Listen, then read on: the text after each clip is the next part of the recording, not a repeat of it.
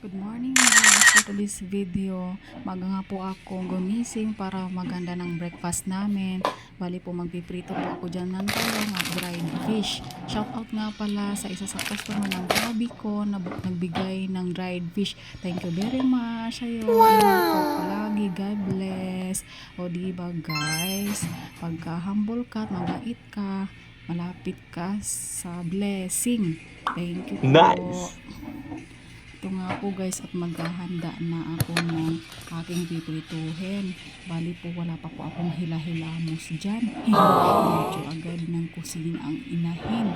At bali nga po yung anak ko ang nauna sa amin gumising.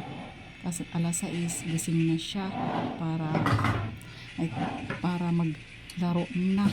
So ako po nagising na rin para maghanda ng aming breakfast. So ayun nga guys, maghihiwa na ako dyan ng talong. Ayun nga po, bali po di ko na po yan nahugasan para hindi tumalsik pag piprituhin. Hindi ko na siya hugasan guys, diretso prito na agad. So ayun guys, happy Independence Day po pala sa inyong lahat, yung mga pinalaya dyan at di pa pinapalaya. Charis. So guys, thank you po sa mga followers ko at subscribers ko sa aking YouTube channel at aking maliit na page. Stay put lang po kayo dyan guys. Thank you very much sa mga sumusuporta para lahat tayo ay yumaman. Ganun. Thank you po guys. So hindi pa ako tapos maghiwa. Balik tayo dito sa hinihiwa ako. Thank you po ulit. Ayan nga po. So malaki kasi ang mga talong na binili ni Habi. So sabi ko sa kanya, magpiprito-prito muna tayo para hindi tayo high blooding sa karne. Puro na rin kasi karne. Charis. So ayun nga po, gusto ko kasi ng talong magprito at yung pritong isda. So dried fish.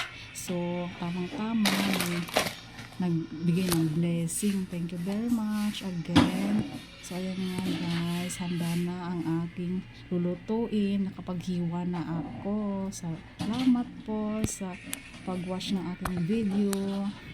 So ayan guys, thank you po. At nagugas na ako ng chopping board at kutsilyo. So tapos na inyong inday. Thank you po guys. Maraming salamat pala sa pag-watch.